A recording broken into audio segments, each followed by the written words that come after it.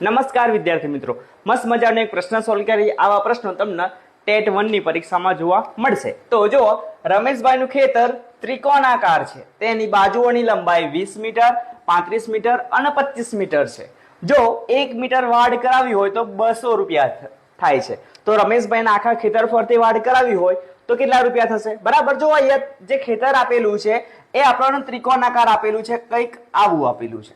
બાજુઓનું માપ આપેલું છે, જે મોટી બાજુ છે 35 મીટર છે, પછી 25 મીટર છે અને એક બાજુ 20 મીટર છે. હવે આપણે શોધવાનું છે શું? તો આ જે ખેતર છે, ખેતરની ફરતે વાડ કરાવી છે. તો વાડ હવે ખેતરની અંદર તો થવાની નથી, ખેતરની ફરતે થશે. એટલે ભાઈ આ જે બધી બાજુ છે તે આપણે વાડ કરાવી છે. તો અહીંયા આપણે શોધવાનું કીધું છે આમને પરિમિતિ. શું કીધું છે? પરિમિતિ. પણ ડાયરેક્ટ આપણને કીધું નથી. તો પરિમિતિ, તો પરિમિતિ એટલે શું? તો બધી બાજુનો સરવાળો.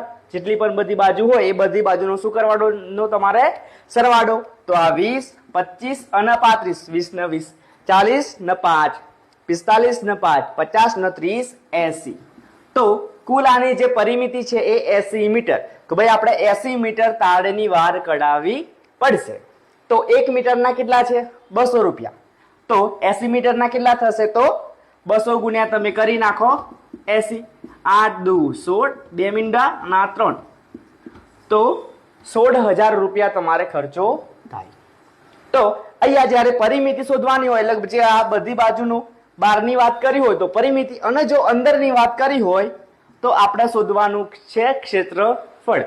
તો સરસ મજાની આવી ટેટ 1 ની તૈયારી માટે મારી સાથે જોડાયેલા રહો અને તમારા મિત્રોને વિડીયો શેર